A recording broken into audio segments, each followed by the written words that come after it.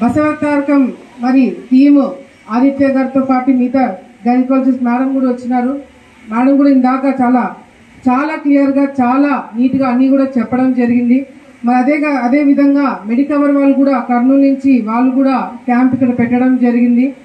డాక్టర్లు ఎవరైతే ఇక్కడికి వచ్చినారో క్యాంప్కి కర్నూలు నుంచి కానీ హైదరాబాద్ నుంచి కానీ టీం ఎవరైతే వచ్చారో వాళ్ళందరికీ కూడా పాదాభివందనాలు తెలియజేసుకుంటున్నాను. నేను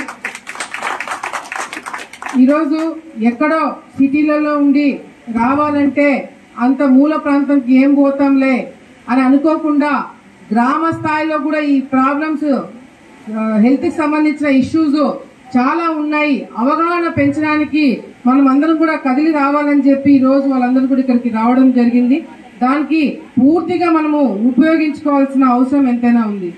ఎందుకంటే ఈరోజు నేను చాలా ఊర్లు తిరిగినా, మన తాలూకాలోనే చాలా ఊర్లు ప్రచారం తిరిగేటప్పుడు ఏ ఇంటికి వెళ్ళినా జబ్బు లేని ఇల్లు లేదు. మన దురదృష్టం అది. ఏ ఇంటికి వెళ్ళినా ఆ ఇంట్లో ఏదో ఒక జబ్బు ఉండే వ్యక్తి ఉంటాడు. అది కీళ్ళ నొప్పుల దగ్గర నుంచి క్యాన్సర్ దగ్గర నుంచి అదేవిధంగా బ్రెయిన్కి సంబంధించిన సమస్య దగ్గర నుంచి కిడ్నీకి సంబంధించిన విషయం దగ్గర నుంచి ఏదో ఒక సమస్య ఆ ఇళ్లలో చూడటం జరిగింది. గతంలో నేను మంత్రిగా ఉన్నప్పుడు ఇది మీకు అందరు కూడా చెప్పాలా, నేను గతంలో మంత్రిగా ఉన్నప్పుడు లేదా ఇప్పుడు కొన్ని వేల మందికి మోకాళ్ళు ఆపరేషన్ చేయించడానికి కొన్ని వేల మందికి నేను లెటర్లు ఇచ్చి ఉచితంగా ఆపరేషన్ చేయించడం జరిగింది. కానీ లెటర్లు ఇవ్వడము చేయించడం బాగానే ఉంది. కానీ ఇంతమందికి చిన్న వయసు వాళ్ళకు కూడా ఇంత తొందరగా కీళ్ళ నొప్పులు ఎందుకు వస్తున్నాయి అనేది తర్వాత ఆలోచిస్తే తెలిసింది. తాగే నీళ్ళు కానీ మన గతంలో బ్రహ్మాండంగా అసలు ఇప్పుడు కూడా నేను చూస్తుంటే ఈ ఊర్లో చాలా మంది ముసలి వాళ్ళు ఉన్నారు. కొన్ని గ్రామాలలో ముసలి వాళ్ళే కనిపించారు. ఏమంటే తొందరగా చాలా మంది చనిపోతున్నారు లేదా ఏదైనా జబ్బులు వచ్చి ఇంట్లో ఉంటున్నారు. ఎందుకు? దీనికి కారణం ఏంటంటే గతంలో ఉన్న అలవాట్లు రోజు రోజుకి మారడం వల్ల ఈ రోజున్న అలవాట్లు చూసుకుంటే ఎక్కడ కూడా అలవాట్లు చూసుకుంటే గతంలో మనం తినే తిండి దగ్గర నుంచి తాగే నీళ్ళు దగ్గర నుంచి ఇప్పుడంతా కూడా మెల్లిమెల్లిగా కలుషితమై వస్తున్నాయి. దానివల్ల లేనిపోని జబ్బులు ఈరోజు చిన్న గ్రామ స్థాయి దగ్గర నుంచి సిటీలలో దేశాలు దాటి కూడా పోయినాయి. ఎందుకు అంటే మనం ఆర్గానిక్ ఫుడ్ గతంలో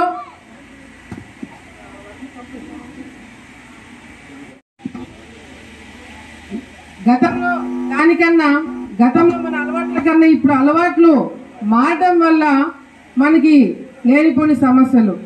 ఈరోజు ఈ ప్రభుత్వం కూడా చంద్రబాబు నాయుడు గారు కూడా ఎక్కువ మందులు వాడకుండా ఏ విధంగా వర్మీ కంపోస్ట్ మళ్ళీ పాత రోజులకి వెళ్తేనే ఆరోగ్య పరిస్థితి కూడా బాగుంటుందని కూడా ప్రభుత్వం ఆలోచిస్తుంది.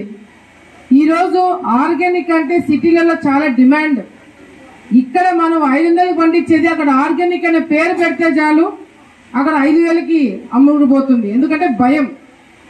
ఆర్గానిక్ తింటే మనకి బాగుంటుందని ఒక నమ్మకం ఈరోజు సిటీలలో వచ్చింది. కానీ మనకే గ్రామాలలో ఉంటున్న వాళ్ళే మర్చిపోతున్నాము. ఈరోజు నేను ఇందాక నిరంజన్ గారితో కూడా మాట్లాడుతున్నాము. ఇది క్యాంపు కేవలము ఇప్పుడు ఒక్కసారికే కాకుండా వచ్చే రోజుల్లో ఇంకా పెద్ద ఎత్తున వాళ్ళ సపోర్ట్ కూడా తీసుకొని పెద్ద ఎత్తున ఇంకా ఏ విధంగా చేయాలి, ఇంకా ఎంతమందికి అందుబాటులో మనం తీసుకెళ్లగలుగుతాము అనేది కూడా ఆలోచన చేస్తున్నామని చెప్పి కూడా సందర్భంగా తెలియజేసుకుంటున్నాం. ఈరోజు ఇందాకే నేను వ్యాన్ చూసిన బసవతారకం వాళ్ళది స్క్రీనింగ్ మెషిన్స్ చూశాను. ఇమ్మీడియట్ గా క్యాన్సర్ ఉందా లేదా ఇమ్మీడియట్ గా ఆన్ ద స్పాట్ మీకు చెప్పడమే కాకుండా మీకు ఏదన్నా బయట పడేదే అవకాశం ఉంది అంటే వెంటనే మీరు హైదరాబాద్కి వచ్చి మా దగ్గర చెకప్ చేయించుకొని ఆరోగ్యశ్రీ వర్తిస్తుంది. మీకు స్కానింగ్ కానీ ఏదైనా సరే ఆ హాస్పిటల్లో మేము చూసుకుంటామని చెప్పి కూడా చెప్పడం జరుగుతుంది. ఈరోజు ఇవన్నీ కూడా మీరు ఉపయోగించుకుంటారన్న నమ్మకంతోనే ఇక్కడ పెట్టడం జరిగింది. ముఖ్యంగా మహిళలు, ఇందాక మేడం చెప్పినట్టుగా కూడా మహిళలు 35 సంవత్సరాలు దాటి పెళ్ళైన వాళ్ళు తప్పకుండా క్యాన్సర్ స్క్రీనింగ్ చేయించుకోవాల్సిన అవసరం ఎంతైనా ఉంది. ఒకవేళ ఇళ్లలో మహిళలు కదలకపోతే మీరు మగవాళ్ళందరూ కూడా బాధ్యతగా ఇన్ని సంవత్సరాలు మీకు ఇళ్లలో ఏ సమస్య వచ్చినా ఆరోగ్యం బాగలేకపోయినా ఆడవాళ్ళు ముందుండి మిమ్మల్ని చూసుకుంటారు. కానీ ఈ రోజు మీ బాధ్యత, ఈ రోజు ఇక్కడ ఉన్న మీరందరూ కూడా బాధ్యత తీసుకొని మీ ఇళ్లలో మీ భార్యకు గాని, అక్కకు గాని, చెల్లెలు గాని, అమ్మకు గాని అందరూ కూడా బాధ్యత తీసుకొని వాళ్ళందరూ కూడా చెకప్ కి తీసుకొచ్చే బాధ్యత మగవాళ్ళందరూ కూడా తీసుకోవాలని చెప్పి ఇక్కడున్న మీ అందరూ కూడా నేను తెలియజేసుకుంటున్నాను. డాక్టర్ గారు చెప్పినట్టు ఎవరైనా ఆడవాళ్ళు వెళ్ళి చెకప్ చేయించాలంటే చాలా సందేహాలు, అవగాహన లేక ముందుకు రాకపోవడం చాలా జరుగుతుంటాయి. కానీ ఆ అవగాహన ఆడవాళ్ళకి ఇచ్చేటట్టుగా కూడా మేము కూడా వచ్చే రోజుల్లో ఏ విధంగా చేయాలనేది ప్రత్యేకమైన దృష్టి నేను పెడతానని చెప్పి కూడా ఇక్కడున్న మీ అందరు కూడా నేను మాటిస్తున్నాను. ఒక తోటి మహిళగా నాకు కూడా ఆ సమస్యలు ఏ విధంగా ఉంటుందో ఒక అవగాహన నాకు ఉంది కాబట్టే నేను కూడా చెప్తున్నాను. క్యాన్సర్ అనేది చాలా చాలా ఎక్కడ చూసినా క్యాన్సర్ అంటే చాలా సింపుల్ గా, ఇంతకుముందు ఎప్పుడో ఊరికొకడు క్యాన్సర్ పేషెంట్ ఉండేవాళ్ళంట. ఇప్పుడు ఊర్లో ఒకరో ఇద్దరు క్యాన్సర్ లేని వాళ్ళు కనిపిస్తున్న పరిస్థితి కనిపిస్తుంది మనకి.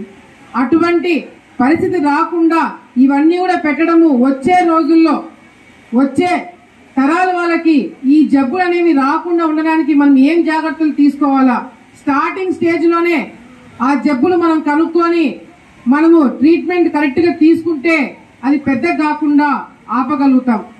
నాకు కూడా నేను ఎమ్మెల్యే అయినప్పుడు గతంలో కూడా చాలా మందిని నేను చూశాను.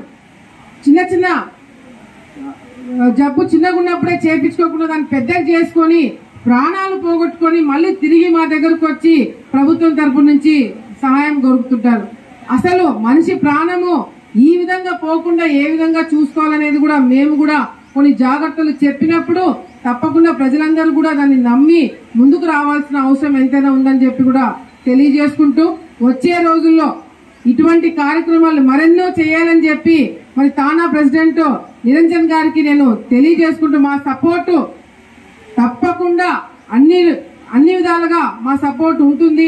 ప్రభుత్వం తరపు నుంచి ఎట్లాగో సపోర్ట్ ఉంటుంది, స్థానికంగా మా దగ్గర నుంచి కూడా అన్ని విధాలుగా సపోర్ట్ చేసి ఇటువంటి మంచి కార్యక్రమాలకి హాస్పిటల్ డాక్టర్స్ అందరికీ అలాగే మెడికవర్ హాస్పిటల్ టీం అందరికీ కూడా పేరు పేరున, అలాగే ఇక్కడికి వచ్చిన రాజనగర గ్రామం అలాగే పరిసర గ్రామ ప్రజలు నాయకులు అందరికీ కూడా, ముఖ్యంగా తెలుగుదేశం కార్యకర్తలు అయితే ఎవరైతే ఉన్నారో వాళ్ళందరికీ కూడా ధన్యవాదాలు తెలియజేసుకుంటా ఉన్నాం. ఈ కార్యక్రమంలో అంటే ఈ టెస్టులకి మనం హైదరాబాద్ బస తరగతి, ఎందుకంటే నేను మొన్న నవంబర్ 8 ప్రోగ్రామ్ చేస్తున్నప్పుడు ఇక్కడ నేను 2-3 ఇన్సిడెంట్స్ విన్నాం. ఏంటో ఆల్ ఆఫ్ సడన్ అంతా బాగానే ఉన్నారు, అంత 1 month లోనే ఏమైందో ఏంటో తెలియదు, అంత చనిపోవడం జరుగుతూ ఉందని.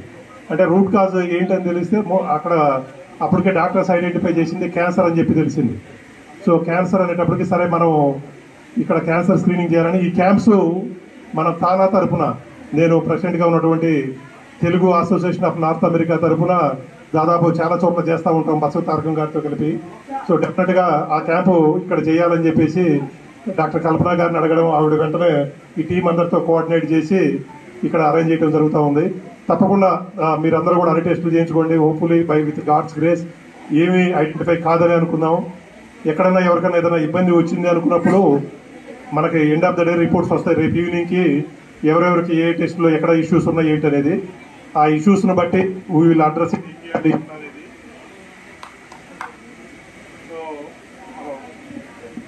హలో యా, ఒకసారి రేపు ఈవినింగ్ రిపోర్ట్ వచ్చిన తర్వాత ఎవరికన్నా పొరపాటున కానీ ఎవరైతే ఐడెంటిఫై అయితే వాళ్ళకి నెక్స్ట్ ట్రీట్మెంట్ ఎట్లా చేయాలి ఏంటి అనేది కూడా చూసుకుందామండి.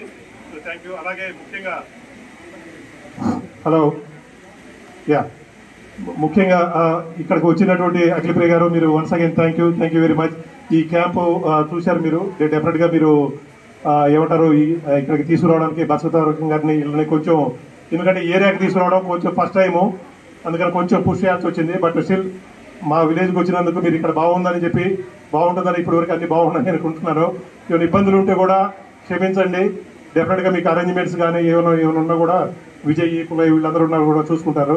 తప్పకుండా మీ అందరి సహకారంతో ఇటువంటి క్యాంప్స్ కానీ ఇంకా సర్వీస్ యాక్టివిటీస్ ఈ మండలంలో కానీ ఇక్కడ కానీ ఇంకా చేసే అవకాశం భగవంతుడు కల్పించాలని కోరుకుంటూ మీ అందరి తరఫున సెలవు తీసుకున్నాను. Thank you.